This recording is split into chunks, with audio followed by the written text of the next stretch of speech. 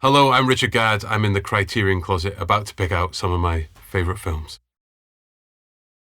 Okay, I've got to go here to Happiness by Todd Solondz. I remember first seeing this when I was at university, and it kind of blew my mind. It's very hard to sum up the plot of this. A bunch of misfits kind of shuffling their way through life in really sort of kind of very dark and very idiosyncratic ways. Some of the storylines and plot lines I couldn't believe. It was very much a sort of artistic, sort of coming of age film for me, in the sense that I didn't quite realise that film, TV, all these kinds of things could go to these depths. There's a particular scene in it which I won't take us through, where I remember watching it and actually the kind of sweat and the tingles went up the back of my neck. But this goes to some shocking places, but it never ever loses sight of the human life behind it all.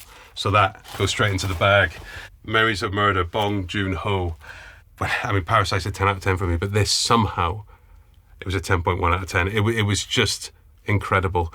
When I describe the plot of Memories of Murder to people, it's a detective trying to solve the crime of a serial killer. And a lot of people sort of feel like, oh, that's a plot they've seen before. But the way he does it, the frustration you feel emanating out of the camera, it's got huge satire at the heart of it, corruption in the police force, the damage that incompetence does to victims. So one of my favourite films, one of my favourite directors, that goes straight into the bag. Trainspotting. Probably my most favourite film of all time. I remember when I sat down to do Baby Reindeer, I really wanted to have voiceover in it. And so I almost watched every film that had voiceover of prominence, and Trainspotting just gave it this exhilaration, this kind of pushing forward in time. Like, it takes you from one scene and it throws you to the next, and it all feels like an adrenaline rush. It all feels like you're on drugs when you're watching it. It captures the euphoria in amongst the degradation. And I think there's a version of Trainspotting that a lot of directors would take, and it would be social realist and it would be bleak. But Danny Boyle just keeps that sense of play alive. But it's all earned. It's all born out of character, like the famous bit where Lou Reed's Perfect Day plays and he sinks into the carpet. All of that is just, it's directorial vision at its very best, and none of it's cynical. I think a lot of new directors, I feel like they come in and they put the trickery onto a show that doesn't call for it. But every single piece of flair in this film is earned. What a film.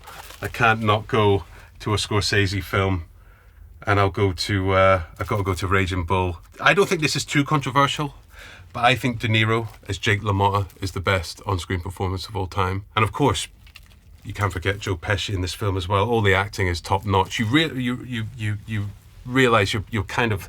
And that's the beauty of acting, when you actually get lost and you think you're watching real life. And that's what those two do the best. There's the scene where he's punching the wall and he's going ballistic, and you feel everything in your own hands as you're watching it. I got to bring out another Scorsese one, The Last Waltz. And the thing that I love most is it does have talking heads, and it does have it does have all the bands sort of speaking about why they've decided to call it a day and all that kind of stuff. But really, he just lets the music play, and that's the thing with Scorsese. I never ever feel like he gets in the way of the story he's about to tell. I never ever feel he puts something onto it. I feel everything he does as a director, which is why he's the greatest, is that he pulls, how do I pull this story out and honour it in the correct way?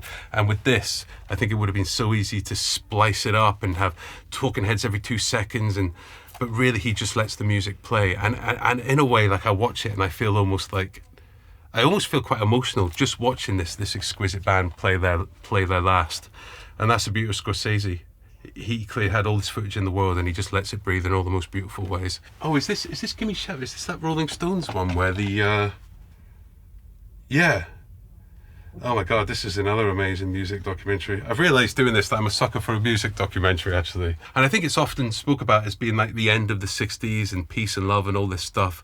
This kind of horrific act kind of happening at the very heart of one of the one of the gigs of one of the bands that kind of made the 60s what it was. It's kind of so much more than a music documentary in that sense.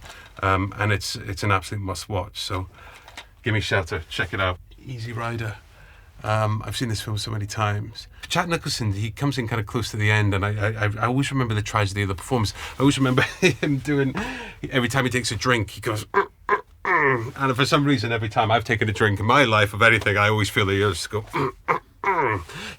so that's always stayed with me. It's very interesting. You see sort of tripping on TV a lot, but you never see it as realistically well done as this, where you feel like the characters are actually going through quite a lot of personal anguish and pain. These kinds of prejudices are still prevalent in today's society. You know, this fear of anyone who's sort of different or carries different opinions, and it's just a timeless piece of work. And I always remember the way it kind of ends. I don't want to give it away, but like sudden suspension and then credits.